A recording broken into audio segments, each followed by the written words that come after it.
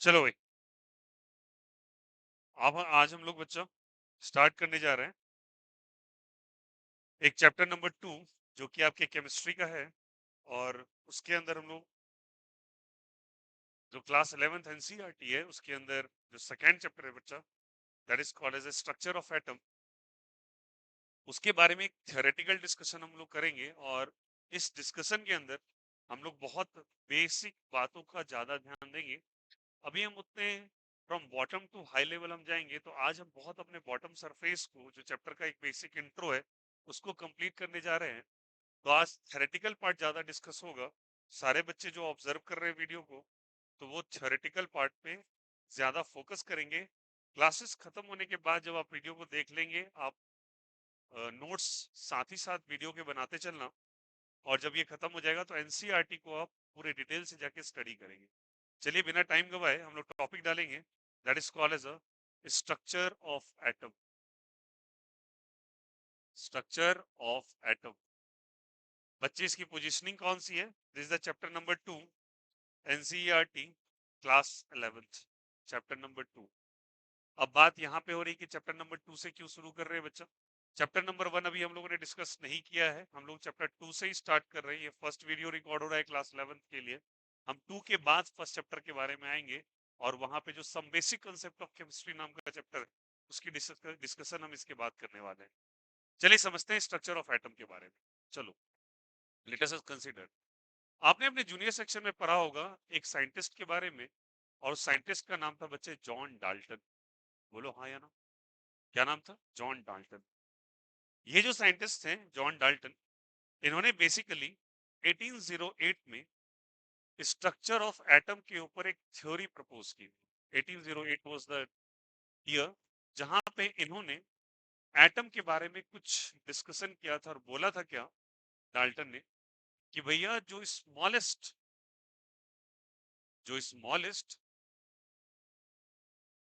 Part होता है, किस चीज का पार्ट होता है? किसी भी मैटर का। मैटर बच्चे जनरली हम लोग 3 कैटेगरी में कैटेगराइज करते हैं, the solid, the liquid and the gas. और 2 चीज हम लोग और जानते हैं, शायद आप लोगों ने पढ़ा भी होगा, that is basically called as a plasma state, और एक बच्चे कहलाता है बोस-आइंस्टीन फेज। बोस-आइंस्टीन फेज आप लोगों ने पढ़ा होगा इसके बारे में। खैर, जब ये आएगा हम उसके बारे में डिटेल स्टडी करेंगे। तो कहा था इन्होंने कि किसी भी मैटर का वो पार्ट जो सबसे स्मॉलेस्ट है, उसे हम लोग क्या कहते हैं, जल्दी बताइए? एटम। और इन्होंने जो थ्योरी दी थी उसे हम लोग डाल्टन्स थ्योरी के नाम से, डाल्टन्स थ्योरी के नाम से हम लोग जानते हैं। और हम लोगों ने अपने जूनियर सेक्शन में इसके बारे में स्टडी करा। बहुत सिंपल सा बात कि क्या कहा इन्होंने, किसी भी मैटर का जो स्मॉलेस्ट पार्ट होता है, किसी भी मैटर का जो स्मॉलेस्ट पार्ट होता है, उसे ही क्या कहते हैं, जल्दी बताइए? एटम कहते हैं। डाल्टन ने कह दिया। कब कह दिया? 1808। अच्छा, अभी कुछ बातें आपको मैं कहूंगा, कुछ शब्दों का इस्तेमाल करूंगा, कुछ टर्म्स का इस्तेमाल करूंगा जो चैप्टर नंबर 1 में बेसिकली डिस्कस करना है। बट यहाँ पे मैं उसके बारे में डिस्कशन करने के बाद आपको डिटेल से बताऊंगा। यहाँ पे हम लोग डिस्कस करेंगे उसके बारे में बाद, लेकिन वो चीज चैप्टर नंबर 1 में आता है। जो थ्योरी इन्होंने प्रपोज किया था, ध्यान से सुनेंगे, जो थ्योरी इन्होंने प्रपोज किया था, उस थ्योरी के बेसिस पे कुछ बातें प्रूफ हो रही थी। क्या बातें प्रूफ हो रही थी? दैट वाज बेसिकली, क्या क्या प्रूफ हो रहा था? आप लोगों ने सुना होगा लॉ ऑफ कंजर्वेशन ऑफ मास। ये जरूर ये टर्म सुना होगा, conservation of mass. Law of conservation of मास बच्चे वही बात है मैंने कहा। ऐसे बेसिकली आप लोग जानते होंगे, किसी रिएक्टांट अगर कोई रिएक्शन करके कोई प्रोडक्ट बनाता है, तो दोनों साइड के मासेस, मास ऑफ रिएक्टांट हमेशा बराबर होगा मास ऑफ प्रोडक्ट। ये एक एग्जांपल है जहां पे हम लोग लॉ ऑफ कंजर्वेशन ऑफ मास के बारे में चर्चा करते हैं। बोलो, आप लोगों ने एक क्वेश्चन भी करा होगा एनसीईआरटी क्लास 10 के अंदर, जहां बोला गया था कि रिएक्शन को हम क्यों बैलेंस करते हैं। रिएक्शन को बैलेंस करने का मेन रीजन ये था कि रिएक्टांट का मास किसके बराबर होता है, जल्दी बताइए? प्रोडक्ट के मास के बराबर। ये रीजन लिखते थे। तो भैया इसका चर्चा आप क्यों कर रहे हैं, यहाँ पे इसकी बातें क्यों कर रहे हैं? बिकॉज जो थ्योरी डाल्टन ने प्रपोज किया था, वो थ्योरी इस बात को सपोर्ट करने के लिए रेडी थी मतलब जो थ्योरी दिया था डाल्टन ने उसके according conservation of mass valid हो रहा था, या कंजर्वेशन ऑफ मास यहाँ पे जाके किस थ्योरी की मदद से ये कंजर्वेशन ऑफ मास प्रूव हो रहा था, या कंजर्वेशन ऑफ मास वैलिड था इस थ्योरी के अंदर। तो ऑब्वियस सी बात है इस थ्योरी को हम लोगों ने सही मान लिया था। कुछ बातें और भी थी, जैसे आगे चल के हम लोग देखेंगे, that is basically law of, एक टर्म आता है basically called as a law of constant proportion. Constant proportion, भैया ये टर्म कहाँ है बच्चे? फिर से मैं बोला, टेंशन बिल्कुल नहीं लेना, ये सारी बातें बच्चे चैप्टर नंबर 1 के अंदर डिस्कस होती है बहुत डिटेल से। तो चैप्टर नंबर 1 में लॉ ऑफ कांस्टेंट प्रोपोर्शन नाम की एक चीज है, जहां पे हम लोग डिटेल से तब जब आएगा हम इसके बारे में बात करेंगे। हालांकि यहाँ पे बेसिकली अगर थोड़ा बहुत आइडिया लेना है तो फिर मैं एक आइडिया लेके आपको एक रिएक्शन के थ्रू समझाता हूँ कि अगर H2 O2 से कंबाइन करता है और H2O का फॉर्मेशन करता है, तो अगर इसको बैलेंस किया जाए तो ये बच्चे यहाँ पे 2 लगेगा, यहाँ पे 2 लगेगा। तो हम लोग क्या कहेंगे, जब कभी भी देखो यहाँ से 2 2 4 हाइड्रोजन, यहाँ भी 4 हाइड्रोजन, यहाँ 2 ऑक्सीजन, यहाँ 2 ऑक्सीजन, तो कहते हैं कि जब कभी वाटर का फॉर्मेशन होना है तो हम 2 मोल्स ऑफ, इसके आगे जो नंबर लिखा हुआ है 2 और इसके आगे नंबर क्या लिखा है 1, 2 मोल्स ऑफ हाइड्रोजन लेंगे और 1 मोल किसका लेंगे, ऑक्सीजन का। इसी प्रोपोर्शन में जब हाइड्रोजन और ऑक्सीजन कंबाइन करेंगे तो फॉर्मेशन किसका हो जाएगा, वाटर। फिर से बोल रहा हूँ, इसके आगे नंबर लगा है 2, इसके आगे नंबर लगा है 1, इन दोनों का रेशियो हमेशा 2:1 होगा, तभी ये कंबाइन करके किसका फॉर्मेशन करेंगे, वाटर का। बेटा बिल्कुल मत टेंशन लेना, चैप्टर नंबर 1 में हम लोग डिटेल स्टडी करेंगे कांस्टेंट प्रोपोर्शन क्या होता है, कंजर्वेशन ऑफ मास क्या होता है। यहाँ तो मैं बता रहा हूँ कि डाल्टन की थ्योरी क्या थी। डाल्टन ने ये कहा था कि जब कभी उनके अकॉर्डिंग, थ्योरी के अकॉर्डिंग ये बातें थी कि इनकी थ्योरी से के according law of conservation of मास भी वैलिड था, इनकी थ्योरी के according law of constant proportion भी वैलिड था। तो इनकी थ्योरी के हम लोगों ने क्या मान लिया बच्चे, कि इनकी थ्योरी बिल्कुल सही है, क्योंकि ये सारी theories practically, chemically, mathematically proven थी, और ये बातें इनके थ्योरी में भी वैलिड हो रही थी। तो हम लोगों ने कह दिया कि डाल्टन की थ्योरी बिल्कुल सही है, और डाल्टन की थ्योरी को हम लोगों ने सही मान लिया। और इस डाल्टन की थ्योरी उस टाइम तक जब इन्होंने प्रपोज किया था 1808 में, उस टाइम तक ये सारी बातें बिल्कुल सही नजर आ रही थी। कोई दिक्कत, कोई आपत्ति? तो क्या बोला जल्दी बताओ, कंजर्वेशन ऑफ मास फॉलो हो रहा था, कांस्टेंट प्रोपोर्शन फॉलो हो रहा था। ये किसने कहा था जल्दी बताओ, जॉन डाल्टन ने। जॉन डाल्टन ने अपनी थ्योरी प्रपोज की, उनकी थ्योरी के अंदर ये सारी बातें प्रूव हो रही थी। मैं क्या कहना चाह रहा हूँ, समझो मेरी बात को, ट्राई टू अंडरस्टैंड। मैंने कहा यहाँ पे 2 बच्चे हैं, एक बच्चे ने रेड कलर का टी शर्ट पहना है और एक ने व्हाइट कलर का टी शर्ट पहना है, ठीक है। तुमने इन दोनों बच्चों को देखा कि ये एक बच्चा रेड कलर का पहन के जा रहा है, एक व्हाइट कलर का पहन के जा रहा है, और तुम्हारे सामने से ये दोनों बच्चे गुजर जा रहे हैं, ठीक है। और व्हाइट कलर को पहन के गुजर जाते हैं, वहां तुम्हारा एक भाई बैठा है, तुम उससे फोन पे बात कर रहे हो, और तुम बोलते हो 2 बच्चे जा रहे हैं, एक का टी शर्ट का कलर रेड है और एक का व्हाइट है, ठीक है। तुमने उससे फोन पे बात किया, तुम दोनों के बीच में फोन की कन्वर्सेशन चल रही है, और ये बच्चा जैसे वहां पहुंचता है तो क्या इसके कलर का टी शर्ट का कलर बदल जाएगा क्या? नहीं, यहाँ भी इसका क्या जल्दी बोल, अभी भी रेड दिखाई देगा, और यहाँ भी क्या दिखाई देगा, इसको व्हाइट। मतलब ये बातें आप दोनों के बीच में जो हुई, वही बात तो यहाँ भी नजर आ रहा है। तो ये बातें ऑलरेडी प्रूवन थी, ये बातें ऑलरेडी प्रूवन थी, और ये बात सपोर्ट कर रही थी किसको, डाल्टन थ्योरी को। इसलिए हम लोग कह सकते हैं कि डाल्टन थ्योरी बिल्कुल सही था, क्योंकि वो फॉलो कर रहा था कंजर्वेशन ऑफ मास को और लॉ ऑफ कांस्टेंट प्रोपोर्शन को। हालांकि जब चैप्टर 1 में आएगा हम लोग इसके बारे में डिटेल स्टडी करेंगे। तो डाल्टन ने ये बातें कह दी, और ये बातें हम लोग की प्रूवन हो रही थी। और क्या था, एक टर्म और आता है बच्चा, law of multiple proportion. Law of क्या आता है, जल्दी बोलो सब कोई, that is called as law of multiple proportion. तो मेरी बात को ध्यान से सुनेंगे सभी कोई। मैंने क्या कहा, डाल्टन की जो थ्योरी है वो इन तीनों बातों को वैलिड कर रही थी। किस किस को, जल्दी बताओ सब कोई, law of conservation of mass, law of constant proportion और लॉ ऑफ मल्टीपल प्रोपोर्शन को सपोर्ट कर रही थी। ये तीनों बातें मैथमेटिकली, केमिकली प्रूवन थी, ये तीनों बातें सही थी, तो इसके अकॉर्डिंग डाल्टन थ्योरी भी सही था।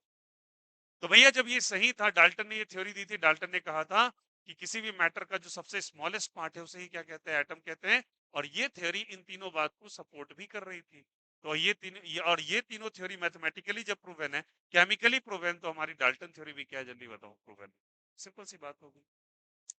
लेकिन इसके पास प्रॉब्लम क्या आया, प्रॉब्लम यहाँ पे आया, जैसे एग्जांपल के तौर पे मैं एक लेता हूँ एग्जांपल। जैसे मानो कि एक आपके पास रड है, and that rod is basically बच्चा, this rod is called as a ebonite rod. कौन सा रड कहलाता है? Ebonite rod.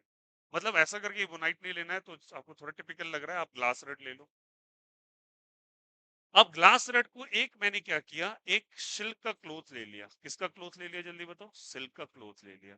इस सिल्क के क्लॉथ से इस ग्लास रड को रब करना चालू किया, मैंने रगड़ दिया। तो कुछ देर के बाद हमें क्या फील होता है कि ये दोनों आपस में एक दूसरे को अट्रैक्ट करना चालू कर देते हैं। क्या करना चालू कर देते हैं? अट्रैक्ट करना चालू कर देते हैं। और एक एग्जांपल ले लो। आपने संडे का दिन चल रहा है, आपने शैम्पू किया। क्या किया जल्दी बताओ? यहां से शैम्पू किया। और शैम्पू करने के बाद आपने क्या किया बच्चा? शैम्पू करने के बाद आपने फर्दर कॉम्ब किया हेयर को। हेयर को क्या किया तुमने? कॉम्ब किया। हेयर को कॉम्ब किया तो देखते हो क्या आपके हेयर और आपके बाल के बीच में एक अट्रैक्शन एग्जिस्ट करने लगता है। तो लोगों ने सवाल उठाया कि ये कैसे हो रहा है? हाउ इज इट पॉसिबल कि ये दोनों आपस में अट्रैक्ट कर रहे हैं, ये दोनों आपस में अट्रैक्ट कर रहे हैं? क्वेश्चन अराइज होना चालू हुआ। डाल्टन से सवाल पूछा गया कि भाई ऐसा क्यों हो रहा है? डाल्टन ने बोला कि यार पता नहीं, कुछ तो रीजन होगा, मुझे नहीं पता। तो लोगों को लगा कि हो सकता है ये जो कह रहे हैं कि किसी मैटर का सबसे छोटा हिस्सा एटम है, हो सकता है इससे भी कुछ छोटा चीज हो जिसके कारण ये चीजें अट्रैक्शन रिपल्सन कर रही हो। तो ये लोगों को उस टाइम पे ज्ञान कैसे आ गया? बच्चे हम केमिस्ट्री पढ़ रहे हैं, साइड वाइज फिजिक्स में भी डेवलपमेंट चल रहा है। फील करो बात। 1808 की बात है, वहां पे फिजिक्स भी डेवलप हो रहा है। वहां पे अट्रैक्शन रिपल्सन नाम के फोर्सेस आ रहे हैं। तो लोग को तो हो रहा है, अंदर से क्यूरियोसिटी बढ़ती जा रही है कि ये सब चीजें हो सकता है इन एटम के कारण ना हो रहा हो, एटम्स के अंदर कोई छुपे हुए पार्टिकल्स हैं उनके कारण हो रहा हो। तब ये बातें जब डाल्टन से पूछेगी, डाल्टन ने बोला कि मेरे पास कोई खास एक्सप्लेनेशन नहीं इस बात का, why does this kind of attraction and repulsion is going to take place. यहां तक तो डाल्टन बिल्कुल सही थे, law of conservation of mass तक सही थे, लॉ ऑफ कांस्टेंट प्रोपोर्शन तक सही थे, लॉ ऑफ मल्टीपल प्रोपोर्शन तक भी सही थे। बट जब उनसे पूछा गया ये रीजन क्या हो रहा है, इन दोनों के पीछे रीजन क्या है, इन्होंने बोला मुझे नहीं पता। फिर कहीं से चर्चा परिचर्चा चल रही थी। देखो, एक टाइम पे क्या होता है कि आप एक थ्योरी के ऊपर वर्क नहीं कर रहे, डिफरेंट माइंडसेट के साइंटिस्ट हैं जो अलग अलग जगह पे दुनिया के कोने कोने में अपनी एक्सपेरिमेंट्स कर रहे हैं।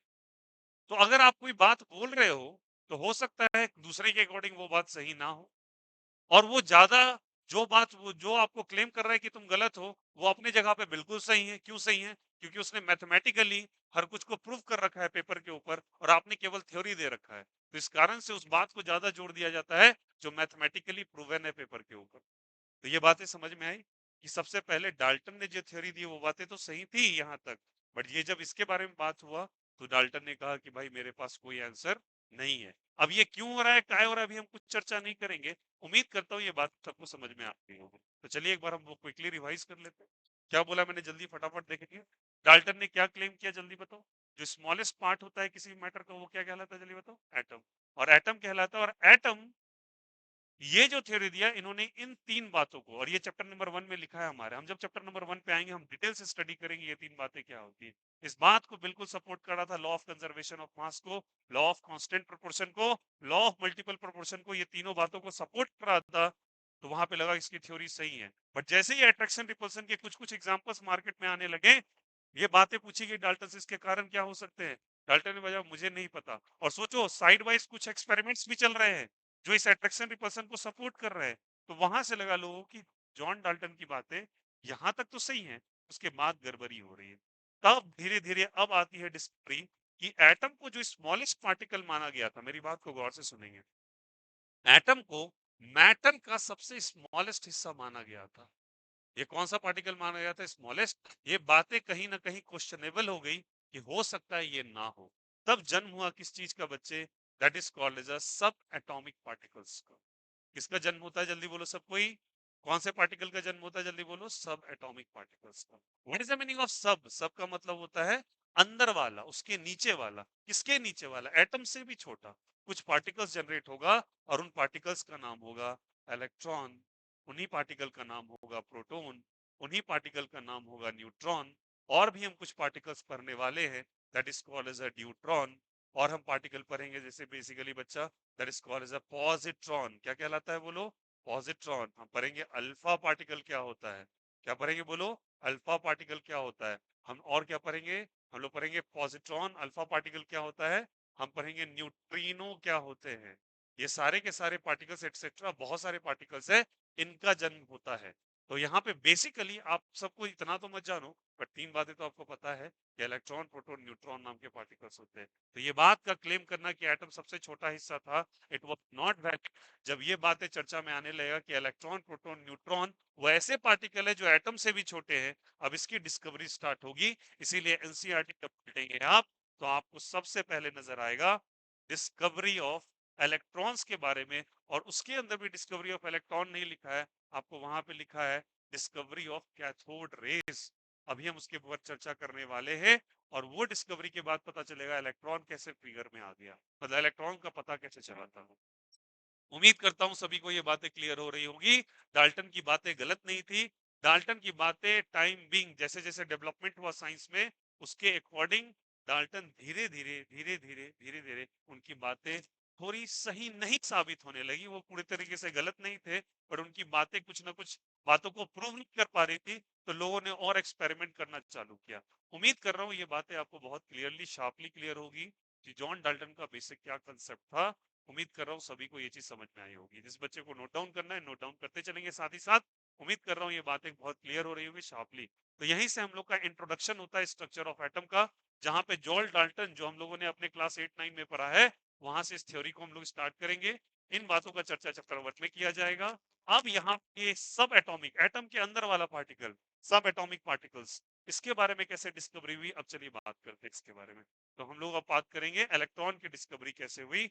चलिए उसको बारे में पता करने के लिए हम लोग टॉपिक डालेंगे सबसे पहले, that is called as a discovery of cathode rays. चलिए सारे बच्चे टॉपिक डालेंगे डिस्कवरी ऑफ कैथोड रेज, या फिर बेहतर हम लोग कर ले क्या, डिस्कवरी ऑफ, अच्छे से हम लोग टॉपिक डाल लेंगे डिस्कवरी ऑफ सब एटॉमिक पार्टिकल्स। सब एटॉमिक पार्टिकल्स डाल लो। अब हमारे पास एटम से भी छोटा पार्टिकल आने वाला है, और उसमें सबसे पहले जो पार्टिकल आएगा वो इलेक्ट्रॉन है। बट इलेक्ट्रॉन को पढ़ने के लिए आपको एक एक्सपेरिमेंट करना पड़ता है, एंड दैट इज बेटा called as a cathode rays experiment. कौन सा एक्सपेरिमेंट कहलाता है, जल्दी बोलो सब कोई। कैथोड रेज एक्सपेरिमेंट के बारे में डिस्कशन स्टार्ट होता है। यहां तक क्लियर है सभी को। डाल्टन की बातें क्यों फेल हो गई, समझ में आई बात है। डाल्टन की बातें कुछ चैप्टर नंबर 1 की चीजों को सपोर्ट कर रही थी, बट आगे आने वाली डिस्कवरीज को सपोर्ट नहीं कर रही थी। अब चलिए कैथोड रेज एक्सपेरिमेंट को समझने से पहले एक छोटा सा सेटअप हम लोग बनाते हैं। सारे बच्चे ध्यान से देखेंगे। यहाँ पे एक हमें पहले एक ग्लास ट्यूब बनाना है। कौन सा ट्यूब बनाना है, जल्दी बोलो बच्चों। That is called as a glass tube. इसको हम लोग लिखेंगे बच्चा, इट इज इवैक्यूएटेड। और what is the meaning of evacuated. Evacuated का मतलब होता है बच्चे खाली कर देना, सिंपल कर देना। किसको खाली कर देना, उस ट्यूब को खाली कर देना। ओके, यहाँ पे क्या है बच्चे, एक हम लोग यहाँ पे ऐसे करके इस तरीके से मानो ये एक आउटलेट है, जिसकी मदद से हम अंदर में जो भी गैस या एयर फिल्ड है जिसको खाली करने वाले हैं। तो यहाँ से ये बाहर निकल रहा है, ठीक है ना। यहाँ पे एक नोजल लगा हुआ है, यहाँ पे क्या लगा हुआ है, एक नोजल लगा हुआ है, जिसकी मदद से हम इसको इवैक्यूएट कर रहे हैं, मतलब खाली कर रहे हैं। यहाँ से एयर बाहर जा रहा है, क्या बाहर जा रहा है, एयर बाहर जा रहा है। ओके, चलिए और समझते हैं। यहाँ पे बच्चा हम लोग ग्लास प्लेट्स लगाएंगे, ऐसे करके ग्लास प्लेट्स लगाएंगे। ओके, इस ग्लास प्लेट पे कुछ कनेक्शन करेंगे बाहर से, ये कनेक्टिविटी हम लोग कर देंगे। फर्दर यहाँ पे एक कंट्रोल करने के लिए एक रेजिस्टेंस लगा देंगे, फिर फर्दर एक स्विच, और फर्दर इसको ऐसे करके कनेक्ट कर देंगे। और मेरी बात को ध्यान से सुनिएगा, इधर हम लोग लगा दिए हैं एक शेल। क्या बताओ 10th क्लास में तुमने पढ़ा हो, ये रिहोस्टेट कहलाता था। What does it called as a rheostat. ये कहलाता था बच्चा बैटरी। अरे बोलो हाँ या ना। बट यहाँ पे हम लोग इसको लिखेंगे सोर्स ऑफ एनर्जी, या फिर कह लो सोर्स ऑफ इलेक्ट्रिसिटी। यहाँ पे हम लोग एक इलेक्ट्रिक सिटी मतलब करंट को चलाने के लिए कुछ चीज को लगाने वाले हैं। ये प्लस है और ये क्या जलेगा, माइनस। अगर ये माइनस है बच्चा, तो यही माइनस में ट्रैवल करके चला जाएगा। तो ये माइनस है तो यहाँ भी क्या हो जाएगा, माइनस। ये प्लस है तो बच्चा ये भी क्या हो जाएगा। मेरी बात को ध्यान से सुनो, ये माइनस है माइनस, ये प्लस है ये प्लस है। उसके बाद जो माइनस वाला हिस्सा है, उसे हम लोग कैथोड कह देते थे। क्या कहते थे, कैथोड। और जो प्लस वाला हिस्सा है उसको क्या कहते थे, जल्दी बताओ यहाँ से, एनोड कहते थे। क्या कहते थे जल्दी बताओ, एनोड। ये कैथोड है और वो क्या है जल्दी बताओ, एनोड है। सारे बच्चे ध्यान से सुनेंगे, ये एनोड है और ये क्या है जल्दी बताओ, कैथोड। बट आमतौर पे दिमाग में ऐसा हम बैठा लेते हैं, जो माइनस वाला हिस्सा है उसको हम कैथोड मानेंगे और जो प्लस वाला हिस्सा है उसको क्या मानेंगे, एनोड। बट ध्यान रखना, कैथोड ऐसा होता है जहां पे बच्चे ऑक्सीडेशन, क्या होता है जल्दी बताइए, ऑक्सीडेशन। और एनोड एक ऐसा हिस्सा होता है जहां पे रिडक्शन। तो डिस्पाइट ऑफ सेइंग कि एनोड प्लस होगा और कैथोड माइनस होगा, आप रादर कहना एनोड वो जगह है जहां पे रिडक्शन पॉसिबल है और कैथोड वो जगह है जहां पे क्या पॉसिबल है, ऑक्सीडेशन। इस बात का चर्चा हम करेंगे आगे चलते हुए अपने केमिस्ट्री के अंदर कि क्यों होता है, फिलहाल के लिए ऐसा मानेंगे।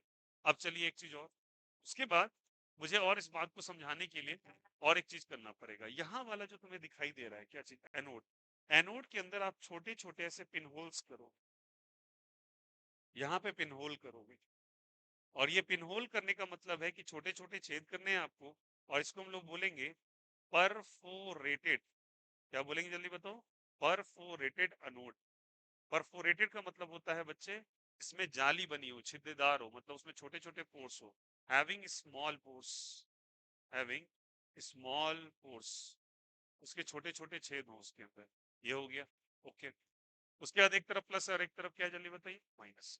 उसके बाद क्या करेंगे हम लोग इस एक्सपेरिमेंट में आगे बढ़ेंगे और यहाँ पे एक इस तरीके से एक लेयर को चढ़ा देंगे, इस तरीके से। बेटा प्लस चार्ज यहाँ बना लेना कुछ, और यहाँ पे एक लेयर चढ़ा देंगे। अब ये लेयर क्या है, क्यों है, काय है, नहीं है, फिलहाल के लिए मैं बोल रहा हूँ यहाँ पे एक हम लोग लेयर चढ़ा देंगे। एंड दैट इज बेसिकली, ये जो लेयर है बेसिकली, ये लेयर कांची का काम करेगा। हालांकि ये लेयर को बेसिकली कहा जाता है, this is the layer of ZnS, zinc sulphide का लेयर होता है। ये बेसिकली क्या करता है, ये बच्चे शो करता है फ्लोरिशन, SCNE। फ्लोरिशन का मतलब होता है ये अंधेरे में चमकता है, ब्राइट इन डार्क, या फिर स्पार्क्स इन डार्क। ऐसा मानो कि इस पे इस तरीके से स्पार्क्स, जुगनू देखा है आप लोगों ने, वैसे इस पे स्पार्क्स आने वाले हैं। अब ये क्या है नहीं है सब लोग डिटेल से डिस्कस करेंगे, पहले ये चीज पूरा का पूरा लेवल कर लोगे आप लोग। यहाँ पे हम लोगों ने स्विच लगा दिया। अब देखोगे यहाँ पे बच्चे इस तरीके से एरो भी लगा रहे हैं। एरो का मतलब होता है कि यहाँ पे तुमने एक ऐसा सोर्स लिया है जिसके पास वेरिएबल वोल्टेज है। कैसा वोल्टेज है बताओ, वेरिएबल वोल्टेज। चलिए सारी बातों को हम लोग एक करके डिस्कस, ठीक है। चलिए, उम्मीद कर रहा हूँ ये सारा एक्सपेरिमेंट सेटअप क्लियर हो रहा होगा। यहाँ पे तुमने क्या लिया है जल्दी बताओ, यहाँ पे तुमने एक इवैक्यूएटेड ट्यूब लिया है, यहाँ पे नोजल लिया है जिसके वजह से तुम इसके अंदर के सारे एयर को, इसके अंदर के सारे एयर को बाहर करना चाह रहे हो। और बाहर करोगे बच्चे तो इसलिए हम इस ट्यूब का नाम कैसा बोल देंगे, it is an evacuated tube. Evacuated का मतलब होता है उसके अंदर से पूरी तरीके से एयर को बाहर निकाल देना। ये हिस्सा प्लस का है, इसको एनोड कहेंगे। एनोड में बच्चा क्या होता है, ओ सॉरी सॉरी सॉरी सॉरी, मैंने उल्टा कर दिया, मैंने उल्टा कर दिया बच्चा। एनोड पे रियली सॉरी, चेंज कर लेना। एनोड में बच्चा ऑक्सीडेशन होगा और कैथोड पे रिडक्शन होगा, really sorry for that. Cathode पे क्या होगा, रिडक्शन, और एनोड पे क्या होगा बताओ, oxidation. Anode is the place where oxidation take place, cathode is the place where reduction take place. यहाँ पे होल करेंगे तो इसको बच्चे हम लोग लेंगे परफोरेटेड एनोड कहेंगे, हैविंग द स्मॉल पोर्स, मतलब ये छिद्रदार है। जिंक सल्फाइड फ्लोरिशन शो करेगा। इस फ्लोरिशन का मतलब होता है ब्राइट इन द डार्क या स्पार्क्स इन द डार्क, मतलब अंधेरे में चमकना। अब ये क्या चमकने का काम है, बात की बात है। चलो हम लोग एक्सपेरिमेंट को स्टार्ट करते हैं। तो सुन लेना, मैं बता रहा हूँ। एटम को हम लोगों ने पहले छोटा मान लिया था, बट ये बात जब गलत हो गई तो सब एटॉमिक पार्टिकल्स की डिस्कवरी होगी। सब का मतलब होता है एटम से भी छोटा, एटम से भी छोटा। मैं इसे क्या देता हूँ, सब ऑर्डिनेट। जैसे आपके स्कूल के वाइस प्रिंसिपल सब ऑर्डिनेट हैं आप प्रिंसिपल के, मतलब वो एक पद नीचे हैं। उसी तरीके से एटम के नीचे का जो पार्टिकल्स है उसे सब एटॉमिक पार्टिकल्स के नाम से जाना जाता है। बहुत सिंपल सा तरीका है, हम सारी बातें यहाँ पे करेंगे और समझने की कोशिश करेंगे। चलो ये माइनस हिस्सा है। अब क्या करते हैं, इस स्विच को ऑन किया जाता है बच्चे। स्विच को क्या किया जाता है जल्दी बताओ, यहाँ से ऑन। स्विच को जैसे आप ऑन करते हो, स्विच को ऑन करते के साथ what will going to happen, switch को ऑन करते हो तो बच्चे आपको क्या नजर आता है कि यहाँ पे अगर मैं एक एम मीटर लगा दूं, याद करो क्लास 10th में आपने होगा, अगर लगा दो तो कुछ नजर आना चाहिए, नजर आना। चलो सवाल खड़ा होता है कि डेविएशन कैसे पॉसिबल है, how is it possible, deviation कैसे आ सकता है, जबकि अगर देखो तो वायर पूरी तरीके से कनेक्टेड नहीं है। वायर यहाँ तक गया, इस पे कनेक्ट हुआ, यहाँ तक गया, इस पे कनेक्ट हुआ, बीच में तो हिस्सा खाली है। और किसी भी वायर को अगर तुम काट दोगे ब्लेड से या सीजर से, तो बताओ करंट फ्लो करेगा क्या? नहीं फ्लो करेगा। तो यहाँ पे क्यों करंट फ्लो कर रहा है? लोगों के दिमाग खनका, मतलब यहाँ पे जो एक्सपेरिमेंट कर रहे हैं, कौन एक्सपेरिमेंट? अच्छा, एक्सपेरिमेंट कौन कर रहा है? तो एक्सपेरिमेंट बच्चे कर रहे हैं, यहाँ पे एक साइंटिस्ट का नाम है, उनका नाम है जे थॉमसन। वो ये एक्सपेरिमेंट कर रहे हैं और वो बता रहे हैं क्या, मेरी बात को अच्छे से समझिएगा। वो बोलते हैं, वो थॉमसन भाई साहब क्या बोलते हैं कि बेसिकली यहाँ पे ये करंट कैसे जनरेट हो रहा है, फील होता है। बिकॉज बेटा करंट चलने के लिए पूरा कंप्लीट ट्रैक चाहिए। याद करो, तुमने ये सब बनाया होगा अपने क्लास 10th में। यहाँ पे एक बल्ब बना दिया, स्विच लगा दिया। बेटा अगर कहीं से मैं वायर को तोड़ दूं, क्या ये बल्ब जलेगा? नहीं जलेगा। तो यहाँ पे करंट कैसे फ्लो हो रहा है, यहाँ पे एमीटर क्यों डेविएट कर रहा है? सवाल खड़ा होना चालू हुआ। तो जरूर आपने फील किया कोई ना कोई चीज जो है यहाँ से निकल के पक्का ये जाके इधर से निकल के, माइनस से निकल के प्लस की तरफ जा रही है। माइनस से निकल के किधर की तरफ जा रही है? प्लस की तरफ जा रही है। अगर माइनस से प्लस की तरफ जा रही है, सुनना मेरी बात को, बट वो चीजें दिखाई नहीं दे रही थी। It was invisible rays. Invisible rays अभी ये दिखाई नहीं दे रही है, ये क्या है पता ही नहीं चल रहा। तो हम लोगों ने इस बात को कंफर्म करने के लिए हम लोगों ने क्या किया, इसमें पिन होल्स कर दिए। किसमें पिन होल कर दिए? किसमें पिन होल कर दिए? एनोड में। और ये बात अभी दिख नहीं रहा है यहाँ से क्या जा रहा है, बट जैसे ये चीजें पास होके जिंक सल्फाइड के लेयर पे चलता है, तो वो फ्लोरिशन शो करने लगता है, वो चमकने लगता है। मतलब ये बात समझ में आ रही है, कोई ना कोई चीज आ रहा है जो दिखाई नहीं दे रहा है, बट वो एनोड के छेद से, एनोड के छेद से होता हुआ जैसे वो इस लेयर पे पड़ता है, वहां पे स्पार्क्स जलने लगते हैं। क्या जलने लगते हैं? स्पार्क्स।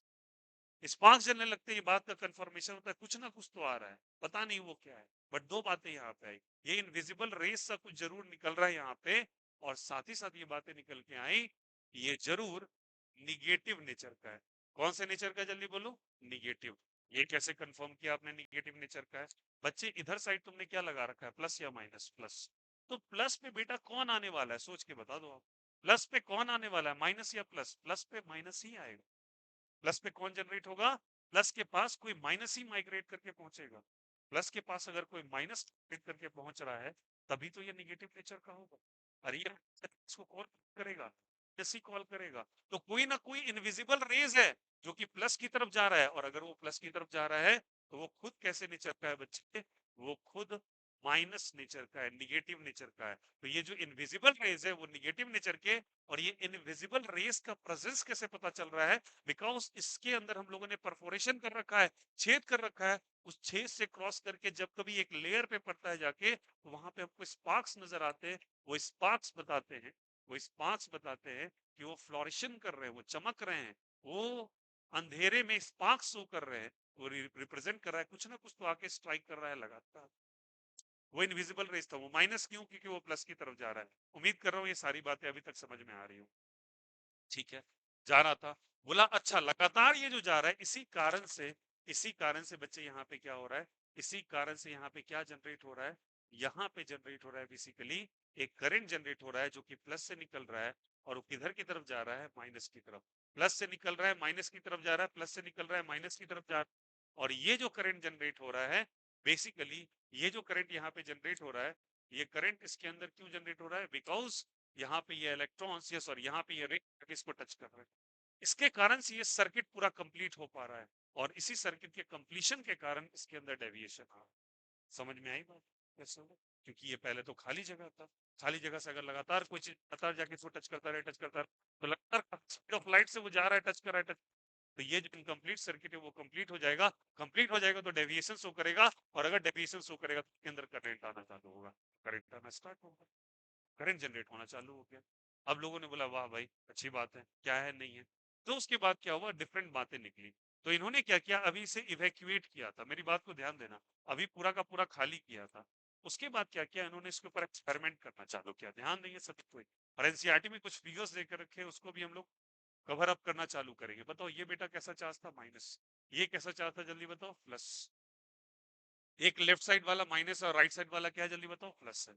अब हम लोग क्या करते हैं, एक माइनस है और एक क्या है? जल्दी बताओ। प्लस है। इसके ऊपर हम लोग क्या करते हैं, एक मैग्नेट लगाना चालू करते हैं। क्या लगाते हैं बताओ? यहाँ से मैग्नेट, देखना वहां पे एक डायग्राम बना हुआ है, यहाँ पे एक मैग्नेट लगाते हैं। क्या लगाते हैं?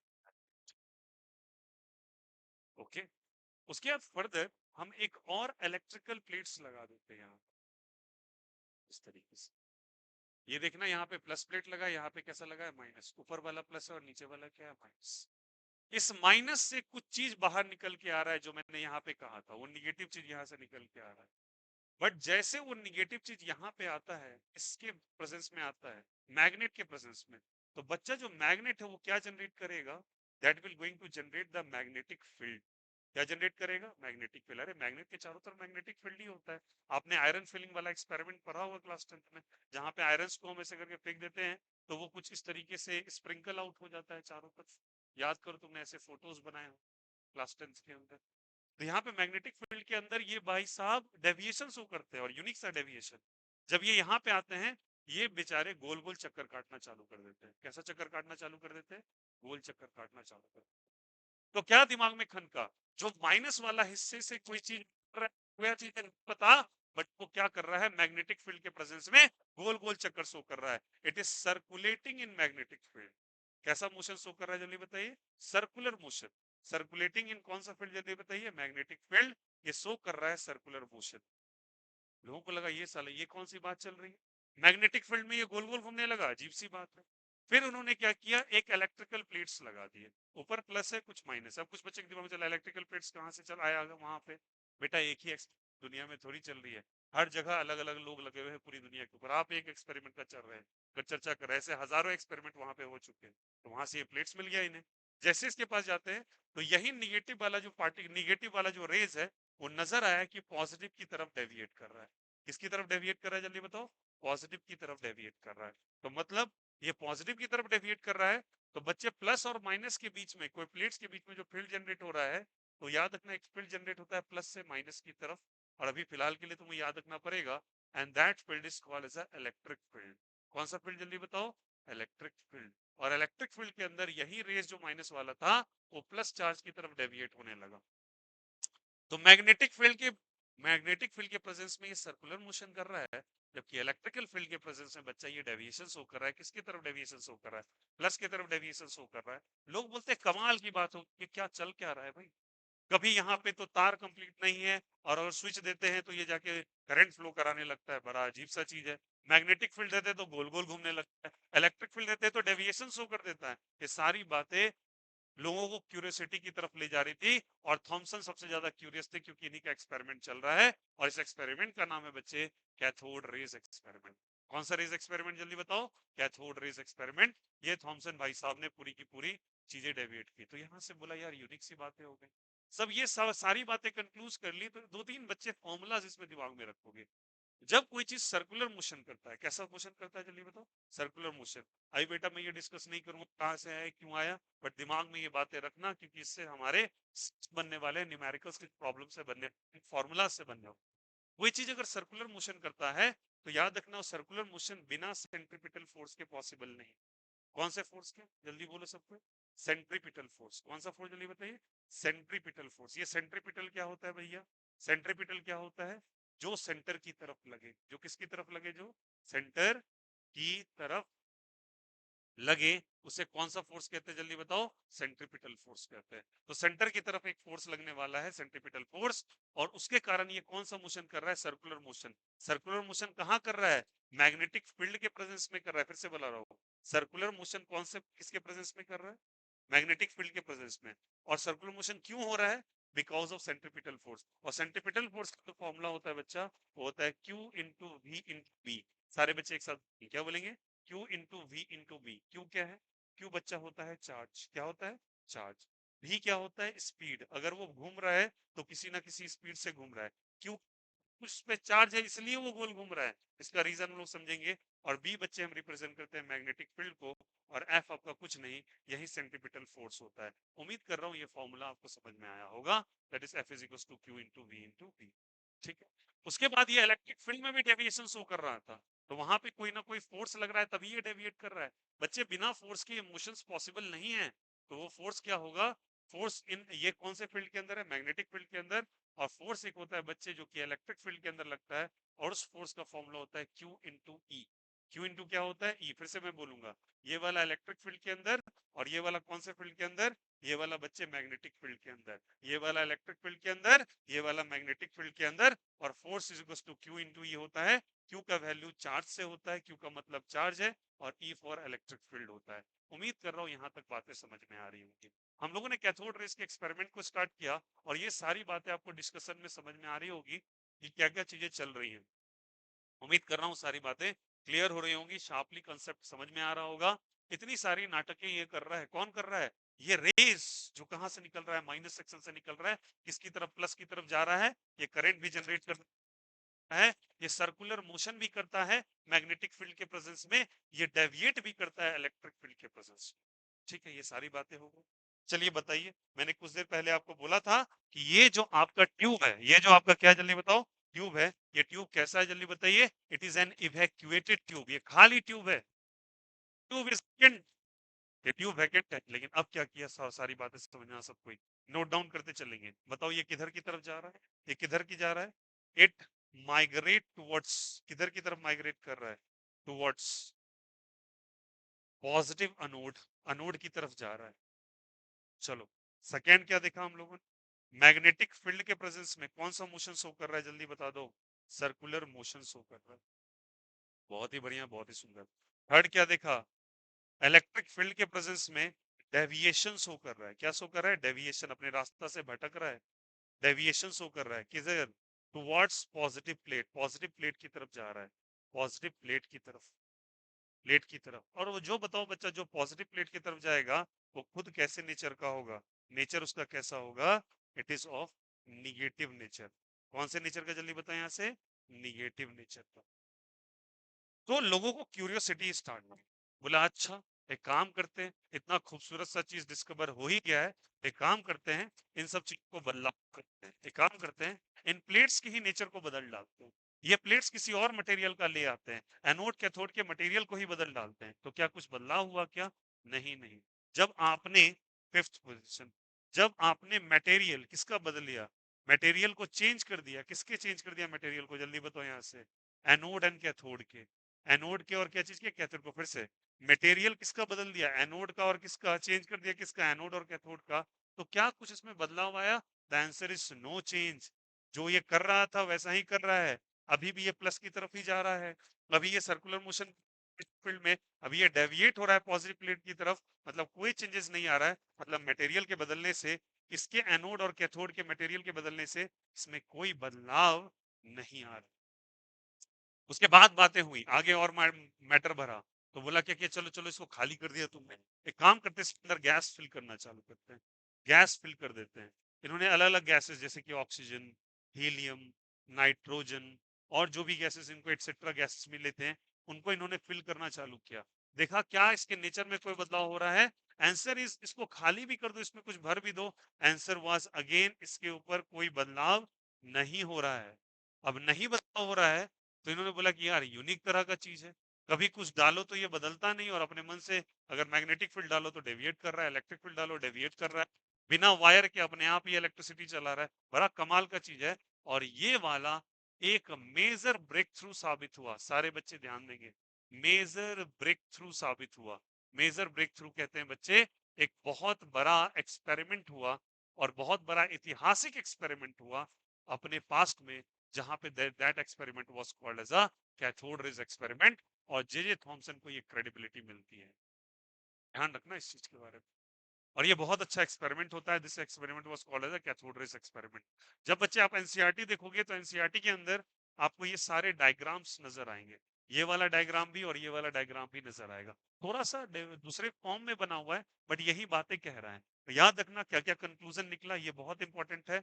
ये माइग्रेट करता है प्लस की तरफ, मैग्नेटिक फील्ड में सर्कुलर मोशन, इलेक्ट्रिक फील्ड में deviation towards positive plate, nature कैसा होगा, निगेटिव नेचर। मटेरियल अगर एनोड कैथोड का बदल दो, एनोड कैथोड का अगर मटेरियल बदल दो इसमें कोई बदलाव नहीं होगा, गैस फिल कर दो तब भी कोई बदलाव नहीं होगा। ये सारी बातें जब निकल के चली आई, लोगों ने फिर सवाल करना चालू किया, बड़ा कमाल का चीज है। लेकिन सुनना, अब ये जो दो फॉर्मूलाज आपको नजर आ रहे हैं, और कुछ बातें और भी आएंगी आगे चल के हम लोग समझेंगे, कुछ बातें और भी आएंगी, उनकी मदद से कुछ मैथमेटिकल ऑपरेशंस किए गए। अभी मैं उस मैथमेटिकल ऑपरेशन पे नहीं जा रहा, बट मैं डायरेक्टली आ रहा हूं आपको बेसिक बताने के लिए कि उसका रिजल्ट क्या था। कुछ मैथमेटिकल ऑपरेशंस किए गए। ऑपरेशन का मतलब ये नहीं हुआ कि तुमने जाके चीड़-फाड़ किया ना। मैथमेटिकल ऑपरेशन का मतलब कुछ मैथ्स लगाए गए, इनके ऊपर कुछ कंक्लूजन लगाया गया और एक निकल के आया इससे जो मोस्ट इंपॉर्टेंट चीज था कि इस पूरे एक्सपेरिमेंट का कंक्लूजन अगर कोई पूछे कि क्या निकला, तो ये मैथमेटिकल एक्सप्रेशन, ये मैथमेटिकल ऑपरेशन का एक रिजल्ट था। That result was called as बच्चा स्पेसिफिक चार्ज। सारे बच्चे गौर करेंगे, कौन सा चार्ज लिखते हो? स्पेसिफिक चार्ज निकल के आता है इस एक्सपेरिमेंट से। और वो बहुत बहुत बहुत इंपॉर्टेंट चीज होता है, स्पेसिफिक चार्ज निकल के आता है। वो स्पेसिफिक चार्ज क्या था बच्चे? स्पेसिफिक चार्ज आता है। स्पेसिफिक चार्ज क्या भैया मुझे नहीं पता। बच्चे किसी भी चीज के चार्ज टू मास का रेशियो, सारे बच्चे किसी भी चीज के चार्ज टू मास के रेशियो को स्पेसिफिक चार्ज कहा जाता है। फिर से बोलेंगे, किसी भी चीज के चार्ज टू मास के रेशियो को क्या कहा जाता है? Specific charge. अब ये कैसे आया, क्या आया, अभी मैं फुर्सत में ये बता दूंगा, ये भी प्रूफ कर सकते हैं, बट अभी बच्चे आपके सिलेबस पॉइंट ऑफ व्यू से that is not as important. आपको ये जानना इंपॉर्टेंट है कि ये होता कैसे निकला, ये उतना कोई खास इंपॉर्टेंट नहीं है, बट अगर बोलोगे तो मैं डेरिवेशन भी करके दिखा दूंगा ये कैसे आया है। तो चार्ज टू मास का रेशियो यहाँ पे निकलता है बच्चे, and that ratio was the major result in this experiment. और वो क्या था बच्चे? And that was basically 1.76 into 10 to the power of 11। Charge के लिए यूनिट होता है कूलम, चार्ज के लिए यूनिट होता है कूलम, मास के लिए होता है केजी। यही मेजर रिजल्ट था इस कैथोड रेज एक्सपेरिमेंट का। किसका रिजल्ट था जल्दी बताओ यहाँ से? मेजर रिजल्ट था किसका, जल्दी बताओ? कैथोड रेज एक्सपेरिमेंट का। And that result was 1.76 into 10 to the power of 11 coulomb पर केजी। ये वैल्यू निकल है। ये कहां से आता है? फिर से बोल रहा हूँ, यहाँ कुछ मैथमेटिकल फॉर्मूलाज का इस्तेमाल किया गया है। इनके सॉल्यूशन जब निकाले गए तो सॉल्यूशन निकालने के बाद ये चीज निकल के आता है जिसे स्पेसिफिक चार्ज कहते हैं। स्पेसिफिक किसको कहते हैं बच्चे? चार्ज टू मास के रेशियो को। किसको कहते हैं बताइए? Charge, Q for charge, to mass के रेशियो को बेटा कहते हैं क्या, जल्दी बताओ यहाँ से? Specific charge. और जिसका डेटा कितना निकल के आया था? 1.76 to 10 to the power of 11 coulomb पर केजी। और यही सबसे इंपॉर्टेंट बात थी इस कैथोड रेज एक्सपेरिमेंट के अंदर। उम्मीद कर रहा हूं सभी को ये बातें बहुत क्रिस्टल क्लियर हो रही होगी कि कैथोड रेज एक्सपेरिमेंट में क्या हुआ था। ये 6 कंक्लूजन जो मैंने यहाँ पे लिखा है, और फाइनल जो रिजल्ट था ये क्या है जल्दी बताओ? यहाँ से ये रिजल्ट है, दिस इज द रिजल्ट और दिस इज द कंक्लूजन जो कि इस एक्सपेरिमेंट के अंदर निकल के आता है। कंक्लूजन यहाँ पे इस एक्सपेरिमेंट से क्या मैंने पाया, रिजल्ट मैंने क्या कैलकुलेट करके मुझे क्या मिला, तो ये मिला मुझे। तो क्या सभी को ये बातें समझ में आ गई कैथोड रेज एक्सपेरिमेंट क्या होता है? उम्मीद कर रहा हूँ ये सब बातें क्लियर हो रही होंगी। Is the concept is clear? सारे बच्चे बताओ यार, समझ में आया कैसे करना है, नहीं करना है? That is called as a cathode rays experiment. और इस कैथोड रेज एक्सपेरिमेंट के अंदर जाके ये फाइनल रिजल्ट निकल चुका है आपके पास। तो भैया यहाँ पे अभी किसी इलेक्ट्रॉन प्रोटॉन के बारे में चर्चा कहाँ हुआ?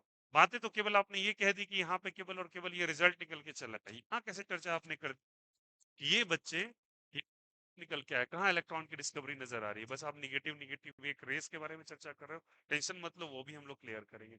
इसमें किसी को कोई दिक्कत, कोई आप पूरा का पूरा लेफ्ट टू राइट कहीं कोई तकलीफ हुआ? क्या बताया मैंने? चलो मैं एक पूरा फ्रेशर रिवीजन कराता हूँ। माइनस चार्ज इधर लगाया, प्लस इधर लगाया, माइनस रेस इधर से निकल के किधर की तरफ गया? प्लस की तरफ गया। ये परफेक्ट था। इलेक्ट्रॉन्स माइग्रेट करके जैसे निकल के जाते हैं तो यहाँ पर क्या होता है? स्पार्क्स नजर आता है। जब ये स्पार्क्स नजर आता है यहाँ पे, तो स्पार्क्स नजर आता है मतलब कहते हैं कि कुछ ना कुछ इनविजिबल चीजें आ रही जो टकरा रही है इससे। अब इनका नेचर क्या क्या पकड़ाया गया कि बच्चा ये प्लस की तरफ माइग्रेट कर रहा है। दूसरी बात है ये सर्कुलर मोशन शो कर रहा है मैग्नेटिक फील्ड में। तीसरा इलेक्ट्रिक फील्ड में डेविएट हो रहा है। नेचर इसका कैसा है? निगेटिव है। मटेरियल अगर एनोड कैथोड का बदल दो कोई बदलाव नहीं होगा। गैस फिल कर दो कोई बदलाव नहीं होगा। और पूरा फाइनल रिजल्ट ये निकला कि इसका जो स्पेसिफिक चार्ज है, ये जो रेज है, उसका स्पेसिफिक चार्ज जो है, चार्ज टू मास का रेशियो जो है, उसका value 1.76 into 10 to the power of 11 coulomb पर केजी हुआ। यहाँ तक उम्मीद कर रहा हूँ किसी को कोई दिक्कत, कोई आपत्ति नहीं हुई होगी। बहुत आराम से हम लोगों ने सारी बातें यहाँ पे क्लियर कर ली। तो यहाँ पे ये रिजल्ट निकल के चला है इस एक्सपेरिमेंट का। इसको नोट डाउन करना है बच्चे। इसमें से जो भी इंपॉर्टेंट इन्फॉर्मेशन आपको लगे, हालांकि सारी इन्फॉर्मेशन ही इंपॉर्टेंट है, आप नोट डाउन कर सकते हो। After that you are going to go through your NCERT book. कभी आपको दिक्कत आने वाला नहीं है, आई एश्योर यू। इतनी बातें हम लोगों ने बहुत क्लियर से समझ। क्लियर हो गया? कोई दिक्कत? अब आते हैं बातें ये समझने के लिए, कैथोड रेज एक्सपेरिमेंट जब हो गया तो फाइनली ये कैसे पता चला कि इसके अंदर छोटे छोटे पार्टिकल्स प्रेजेंट हैं? तो उसके लिए एक और एक्सपेरिमेंट आया। एक कौन आया जल्दी बताएं? एक और एक्सपेरिमेंट आया, and that was called as a Millikan oil drop experiment.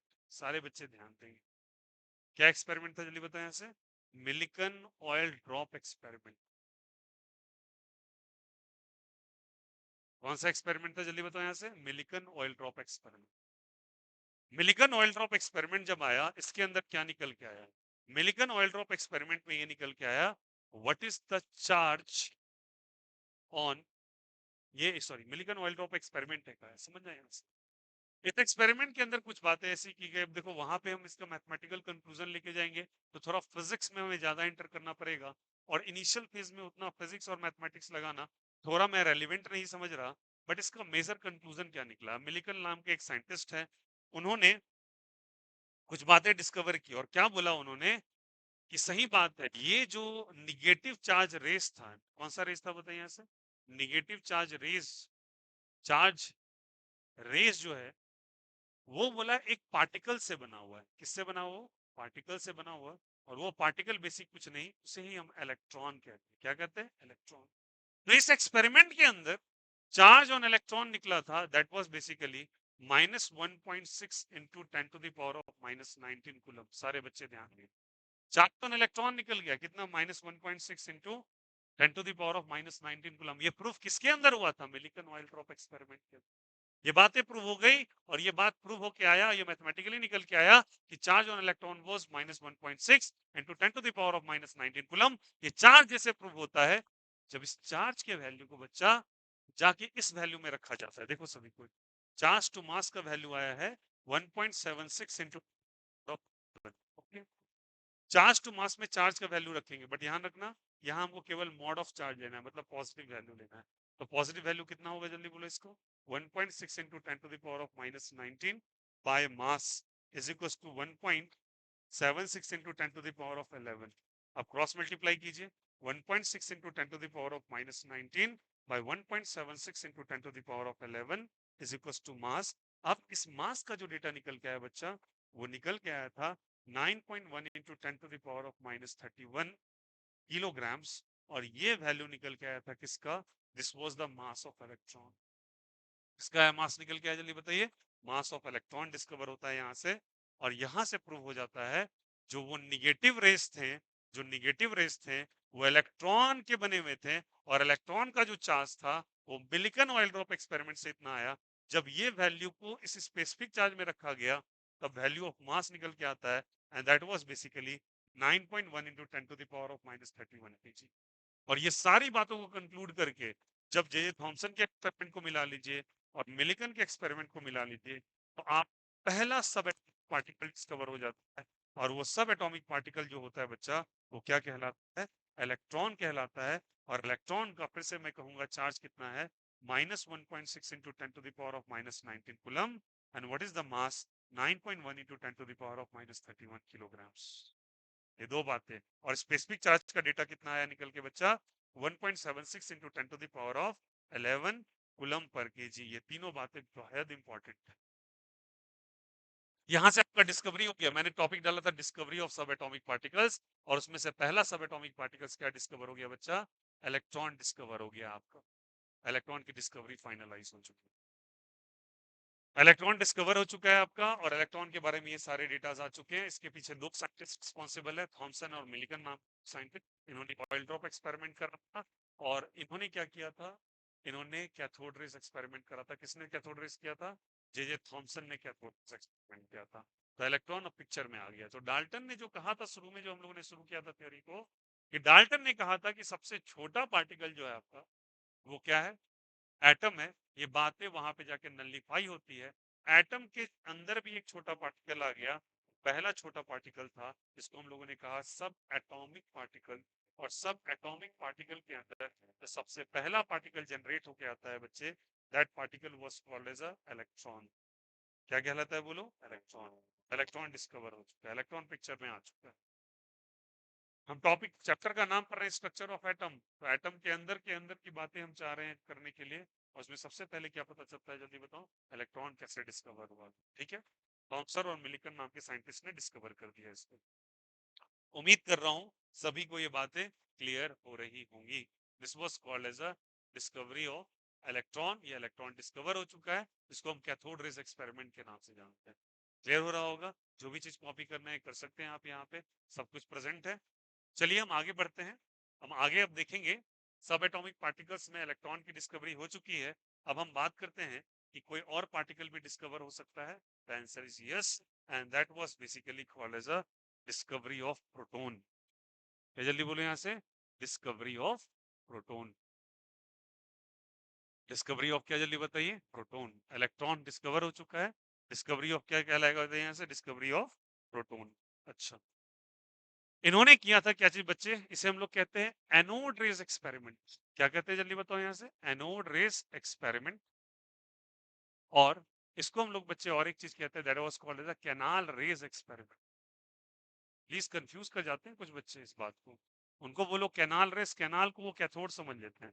Cathode अलग है, कैनाल अलग है। तो यहाँ पे हम लोग कैनाल रेस एक्सपेरिमेंट कर रहे हैं, और इसको एनोड रेस एक्सपेरिमेंट भी कहा जाता है। क्या कहते हैं इसको, जल्दी बताओ यहाँ से? Anode rays experiment. और इस एनोड रेस एक्सपेरिमेंट के अंदर हम लोग करने वाले हैं बताए डिस्कवरी ऑफ प्रोटॉन के बारे में हम लोग चर्चा करने वाले हैं। और यहाँ पे जो कौन से साइंटिस्ट रिस्पॉन्सिबल हैं, तो इसके लिए रिस्पॉन्सिबल है एक साइंटिस्ट, उनका नाम है ई गोल्डस्टीन।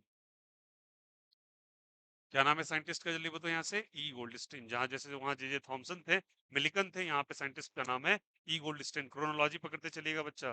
पहले डाल्टन आए, डाल्टन के बाद कौन आए जल्दी बताओ? जे थॉमसन आते हैं। थॉमसन को कौन सपोर्ट करते हैं जल्दी बताओ यहाँ से? मिलिकन करते हैं सपोर्ट। मिलिकन के बाद कौन आते हैं जल्दी बताओ यहाँ पे? बाद में मतलब इन द सेंस डिस्कवरी चल रही है, ई गोल्डस्टीन आते हैं। ठीक ना? याद रखना। ऊपर वाले भाई साहब ने एटम का चर्चा किया। एटम के बाद सब एटॉमिक पार्टिकल आया। सब एटॉमिक पार्टिकल के अंदर सबसे पहले इलेक्ट्रॉन डिस्कवर होता है। अब हम पढ़ने वाले हैं कि प्रोटॉन कैसे डिस्कवर हुआ, और प्रोटॉन के अंदर जो एक्सपेरिमेंट होता है, that experiment was called as, कौन सा एक्सपेरिमेंट? कैनाल रेस एक्सपेरिमेंट और एनोड रेस एक्सपेरिमेंट। उम्मीद कर रहा हूँ ये बातें सबको समझ में आ रही होंगी। कोई दिक्कत किसी को? चलो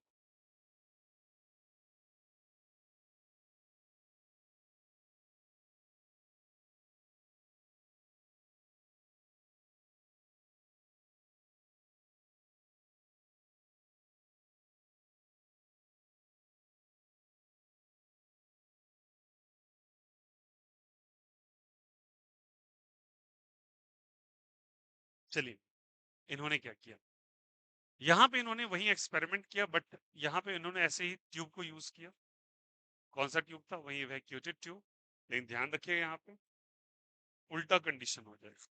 ये प्लस है और ये क्या है बताओ? माइनस। अब प्लस से कुछ ना कुछ चीजें निकल रही है और माइनस की तरफ माइग्रेट कर रही है। प्लस से निकल रही है और किधर की तरफ माइग्रेट कर रही है? माइनस की तरफ। हमें कंक्लूजन जानना है।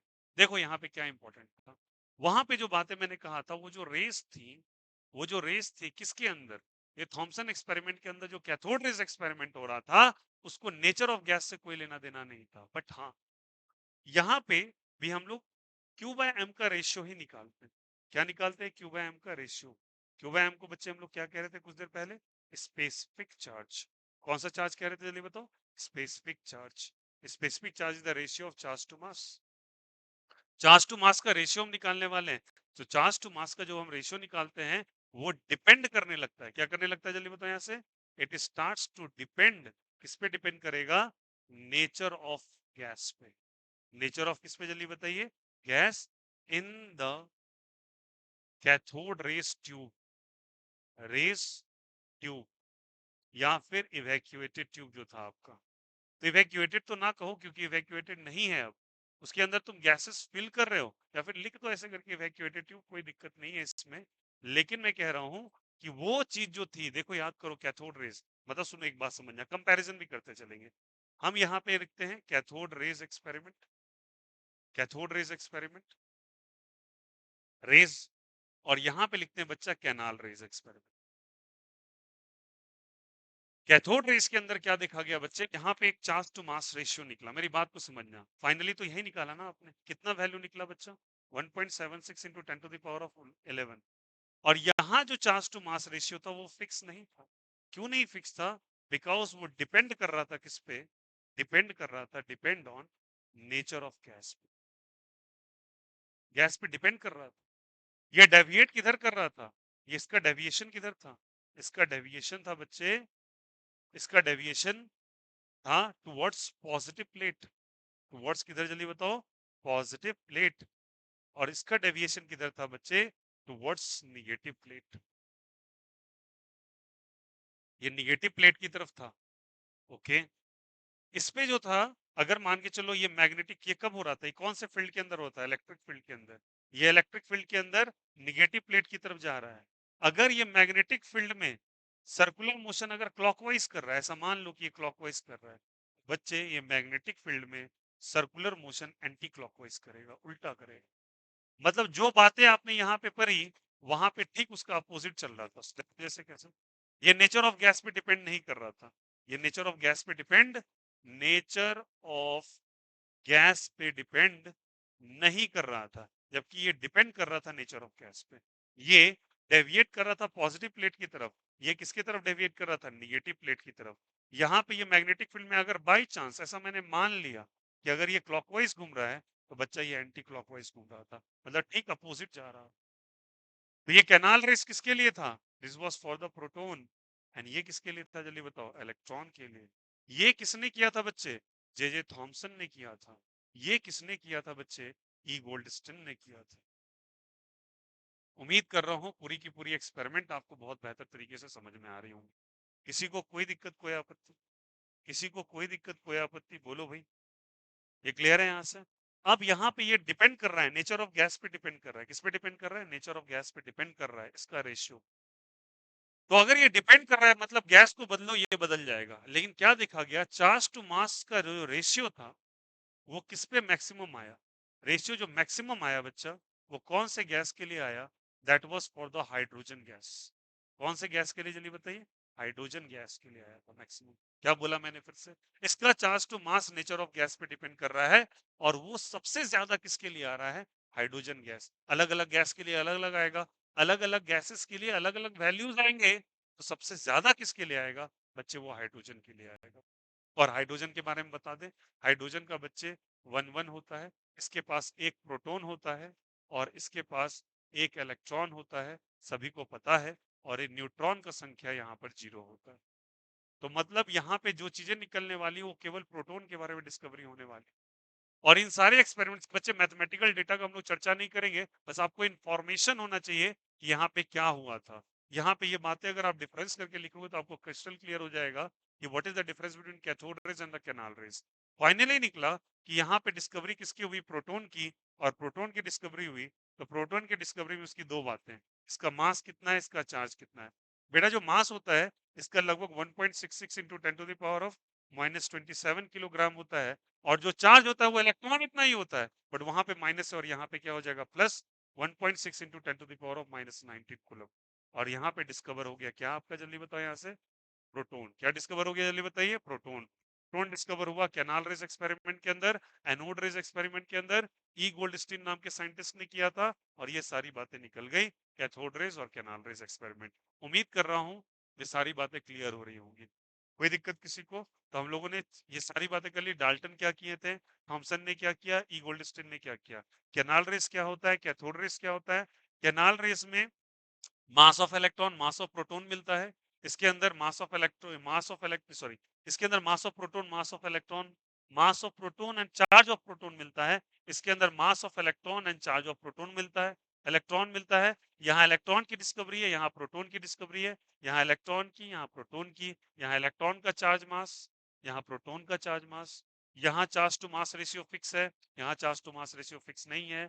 यहाँ पे डेविएशन है प्लस की तरफ, यहाँ डेविएशन है माइनस की तरफ। अगर यहाँ क्लॉकवाइज है मैग्नेटिक, यहाँ एंटी क्लॉकवाइज है। सारी चीजें उल्टी चल रही हैं। और सबसे मैक्सिमम किसके लिए था? हाइड्रोजन गैस के लिए। वहां से हमको पता चलता है कि प्रोटॉन का मास और चार्ज कितना है। अब कोई बच्चा बोलेगा मैथमेटिकली प्रूफ करके दिखाए। बेटा आपके लेवल पे ये मैथमेटिकल डेरिवेशन समझाया जा सकता है, बट इस स्टेज पे नहीं। थोड़े दिन बीतने चाहिए, क्योंकि इसके अंदर दो तीन बातें होती हैं। जैसे कि मैं बता देता हूँ, अगर किसी बच्चे को क्यूरियोसिटी है, बच्चे आपको विस्कस ड्रैग आना चाहिए, ये टॉपिक आना चाहिए आपको। सर्कुलर मोशन का ज्ञान होना चाहिए आपको। मैग्नेटिक फील्ड और इलेक्ट्रिक फील्ड का ज्ञान होना चाहिए थोड़ा बहुत, तो जाके ये बातें आप प्रूव कर पाओगे। ये सब +1 +2 को पढ़ने के बाद आता है।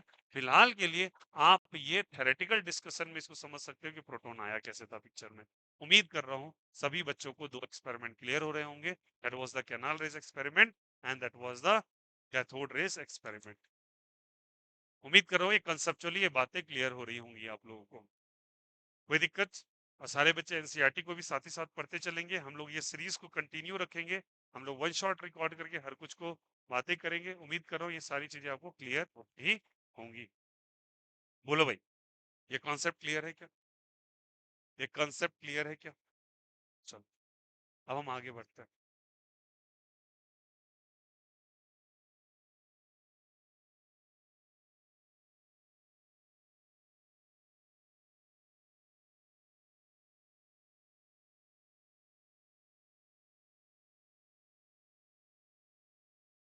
चलिए, उसके बाद एक तो हमारा 2 पार्टिकल डिस्कवर हो चुका है। इलेक्ट्रॉन और प्रोटॉन पिक्चर में आ चुके हैं बच्चे। इलेक्ट्रॉन और प्रोटॉन पिक्चर में आ चुके हैं। उसके बाद एक छोटा सा और डिस्कशन बचता है। That was the discovery of neutron. Discovery of neutron. और न्यूट्रॉन को डिस्कवर करने के लिए एक साइंटिस्ट आते हैं। उनका नाम है बच्चे जेम्स चैडविक। क्या नाम है जल्दी बताओ? James Chadwick.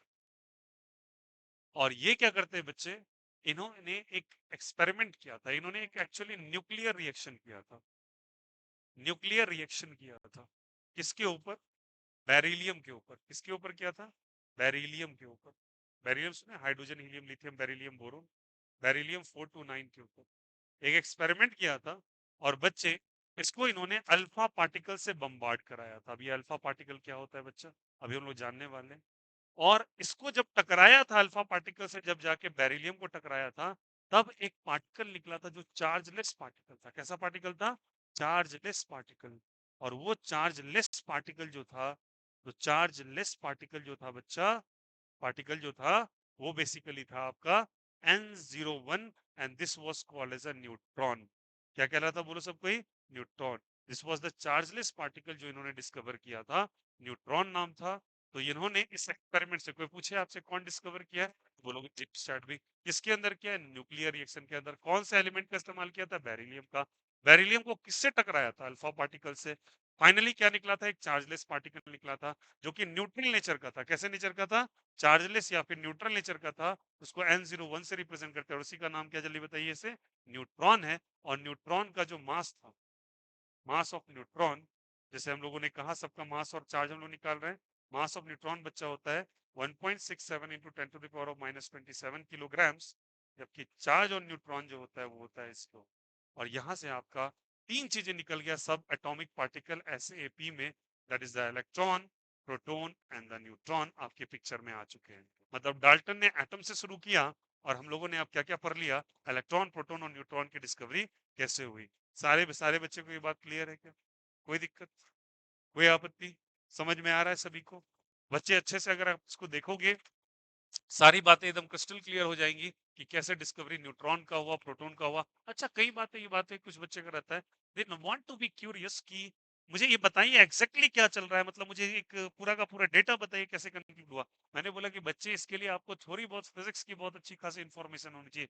फिजिक्स की इंफॉर्मेशन होनी चाहिए। हाँ, मैं क्लियरली बोल रहा हूँ, फिजिक्स के इन टॉपिक्स पे ग्रिप होना चाहिए। तो मैथमेटिकली आप प्रूफ कर पाओगे कि क्या क्या वैल्यूज कैसे कैसे निकल के आते हैं। हालांकि मैंने जब स्टार्टिंग ऑफ द सेशन में ये चीजें बताया था, मैंने क्लास के अंदर प्रूफ भी कर दिया था। ये सारी बातें मैंने प्रूफ करके बताया था कैसे ये निकला है। लेकिन अगर आपने प्रूव नहीं किया तो इट्स कोई हार्ड एंड फास्ट रूल नहीं है बच्चा। आप ओनली जानो कि यहाँ पे कैसे कैसे ये चीजें आई थी। यू हैव टू ओवरऑल ऊपर से एक पिक्चर पता होना चाहिए। क्योंकि हमको जहाँ मैथमेटिकल कंक्लूजन या मैथमेटिकल कैलकुलेशन की रिक्वायरमेंट है, वहां बहुत डिटेल से बहुत कुछ करेंगे। और सारे प्रीवियस ईयर क्वेश्चंस एनसीईआरटी हम लोग लेके चल के सब कुछ बनाएंगे। बट अभी फिलहाल के लिए आपको इतनी इंफॉर्मेशन मोर देन सफिशिएंट हो जाती है अगर कोई डिस्कवरी के बारे में केवल बात करता है तो उम्मीद करता हूँ न्यूट्रॉन, प्रोटॉन और इलेक्ट्रॉन की डिस्कवरी सारे बच्चों को बहुत बेहद तरीके से क्लियर हो रही होगी। तो चलिए एक फाइनल कंक्लूजन हम निकाल लेते हैं कि क्या क्या हमारे पिक्चर में आ गया था। तो चलो एक हम लोग कंक्लूजन बॉक्स बनाएंगे हर लेक्चर के एंड में कि हम लोगों ने क्या क्या पढ़ा था। कंक्लूजन क्या निकला बच्चा? What was the conclusion? Conclusion जो निकला बच्चे, क्या निकला जल्दी बताइए। तो पहले आए थे जे, कौन आए थे जल्दी बताइए से? डाल्टन। डाल्टन ने क्या बनाया बच्चे? यहाँ से एटम को डिस्कवर किया। उसके बाद कौन आए थे? J Thomson. कौन आए थे जल्दी बताइए? J Thomson.